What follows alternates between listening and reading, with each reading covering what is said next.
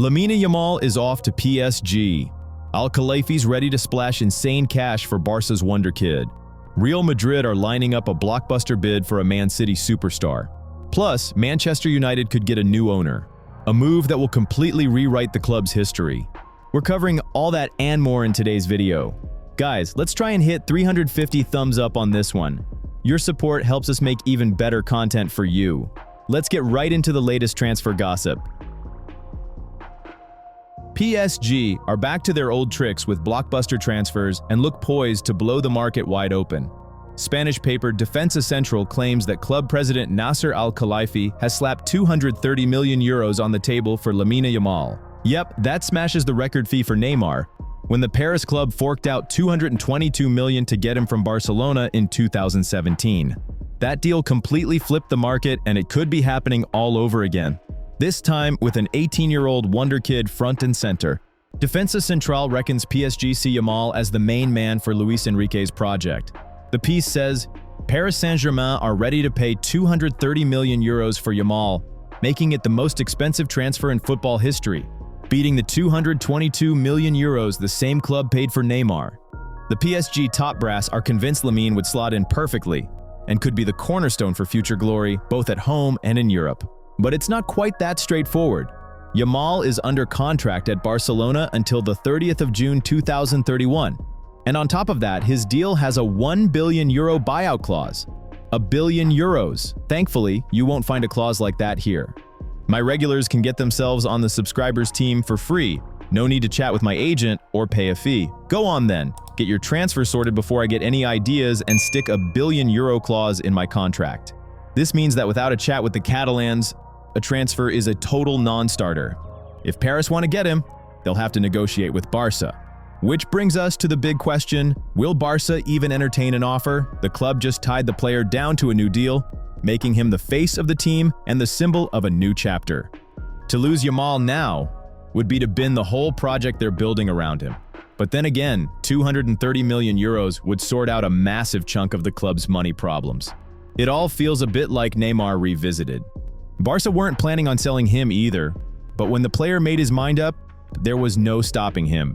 In today's game, what the player wants is often what matters most. If Yamal digs his heels in and decides to stay, no amount of cash will make Barca sell. But if he fancies a move, even a €1 billion clause isn't watertight. Al Khelaifi isn't about to give up. The PSG president believes Lamine Yamal has everything it takes to be the world's best in the coming years. So Paris will keep trying right to the end, however tricky the contract is.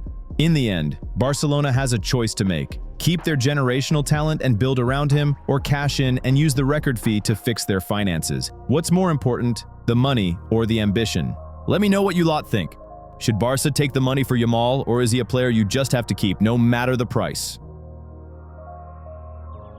Manchester United for sale again. Saudi promoter Turki Al-Sheikh has caused a major stir in the football world. The man, well known in boxing for organizing huge fights in the Middle East, has claimed that a deal to sell the Red Devils is in its advanced stages of completion.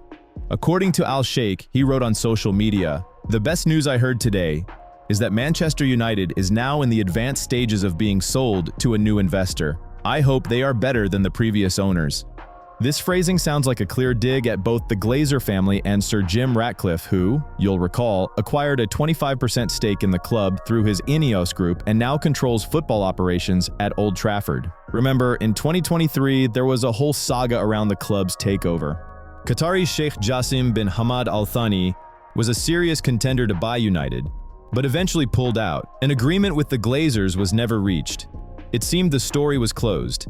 Now, however, it feels as if negotiations are back on, and possibly with the same Middle Eastern money. Interestingly, the club has made no official comment. From Manchester, there is only silence. No denials, no confirmations. But the backdrop to all this is thought-provoking. United are currently actively seeking ways to boost their finances after missing out on European football. According to the Daily Mail, the club has a budget deficit of around £100 million that needs to be urgently addressed. How? One option is a commercial tour to Saudi Arabia. The newspaper claims the club could earn £10 million for taking part in 2 matches in the region, about £5 million per game, plus potential prize money and revenue from commercial activities during the trip. Head coach Ruben Amorim has also been under fire. He admitted the club is exploring the possibility of a warm-weather training camp, including friendlies in the Middle East. This could be a mini-tournament or a one-off match against a Saudi all-star team, similar to PSG's match in January 2023. So, the bottom line is, United are officially saying nothing, but sale rumors are swirling around the club again. Al Sheikh is clearly hinting at a return to negotiations.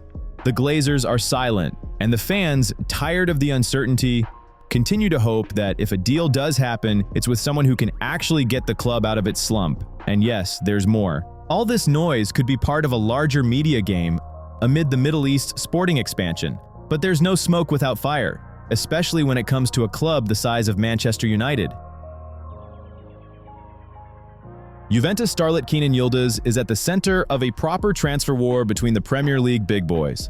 According to Caught Offside, Manchester United are ready to stump up a whopping 90 million euros for the 20-year-old Turkish wonder kid, hoping to jump the queue ahead of Chelsea and Arsenal.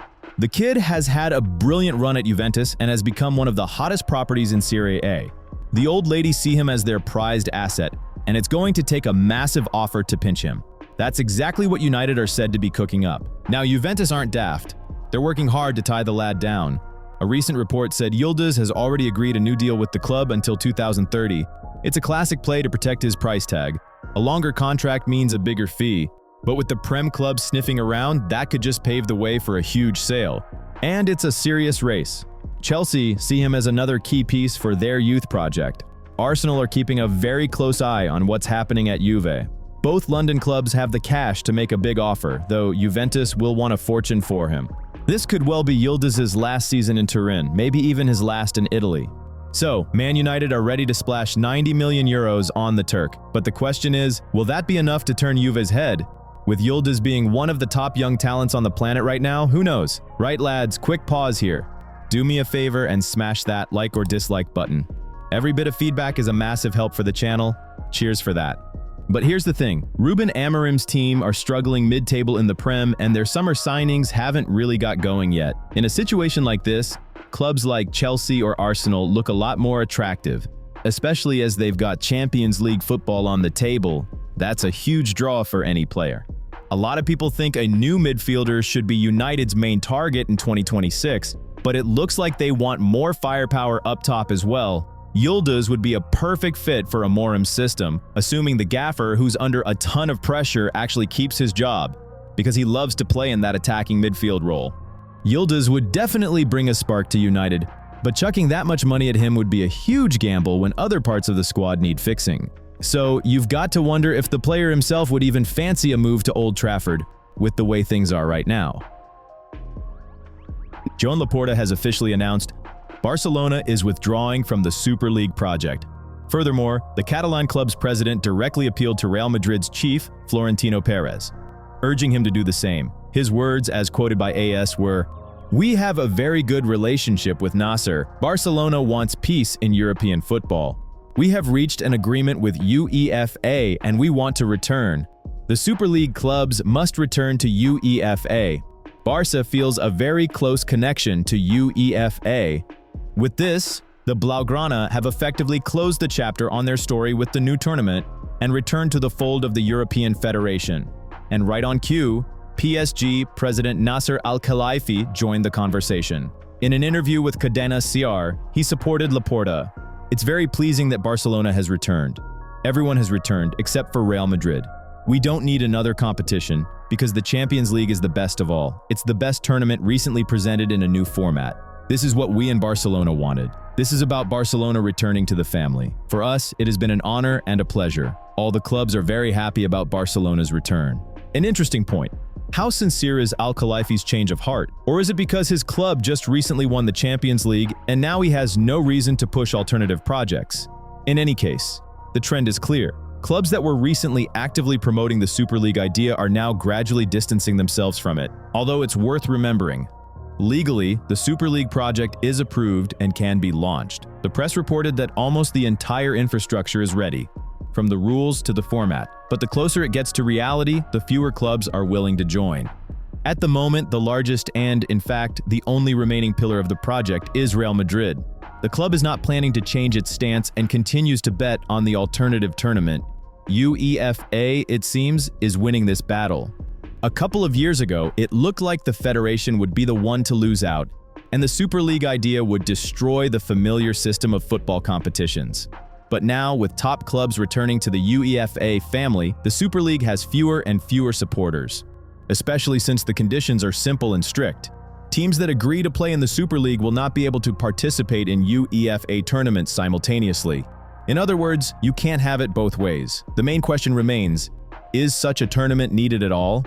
As a one-off show like the World Cup every 4 years, it might look spectacular, but annually, alongside national leagues and European Cups, it's just overkill for the viewer. As long as Real Madrid remains the main driving force of the project, a surprise outcome cannot be ruled out. And now, over to you. Whose side are you on? The Super League with its promise of top-tier matches every week, or the classic calendar under the UEFA umbrella? Write your opinion in the comments. It will be interesting to start a discussion right under this video. Real Madrid's management is plotting something huge again. According to media reports, Madrid are considering a move for Manchester City's Erling Haaland. But there's a crucial detail. This transfer is directly dependent on the fate of Vinicius Jr. If the Brazilian fails to agree on a new contract and really does leave for Saudi Arabia for a record 250 million euros, then Haaland will become their plan B. According to the information, Real have already contacted the Norwegians' camp to see how realistic such a massive transfer would be. The club believes Haaland would be a perfect fit in the forward line alongside Kylian Mbappé. Just imagine it, two monsters in the same attack. It would look like a new version of the Galacticos. But it's not that simple. Manchester City have made it clear, they have no intention of selling Haaland. The player himself, according to insiders, isn't pushing for a move from the Etihad either. Besides, he recently extended his contract until 2034. This means that even if Real decide to go all in, they will have to splash some serious cash. Speaking of serious cash, to get Haaland, you need hundreds of millions, but to get my new videos, you just need a free subscription. But it seems some of you are waiting for me to offer you a signing-on bonus and a salary like in Saudi Arabia. Spoiler alert, that's not happening. So hit that button while it's free. The financial plan is clear. Sell Vinicius and use those funds to try and buy Haaland. The problem is, Vinicius is a cult figure at the Bernabeu. He's been part of many of the club's victories in recent years, and selling him is a huge risk. Nevertheless, the press reports that there are disagreements between the player and the board regarding a contract extension. The Brazilian's current deal runs until the summer of 2027, and Real Madrid certainly don't intend to wait until he enters its final year without a renewal. From a tactical point of view, there are questions too. Neither Haaland nor Vinicius are known for their work off the ball, and Xabi Alonso is building an aggressive, high-pressing style of football. Using two such forwards at the same time is a tricky challenge. But at the same time, Haaland's arrival could take the pressure off Mbappé. The Frenchman has mainly played on the left throughout his career, and a return to his natural flank would be a logical step. In any case, if Real Madrid do decide to sell Vinicius and bet everything on Haaland, it will be a transfer that turns European football upside down. For now, it's all based on speculation and contact with agents, but one thing is certain. The Madrid club is laying the groundwork for a potential deal that could become next summer's biggest sensation.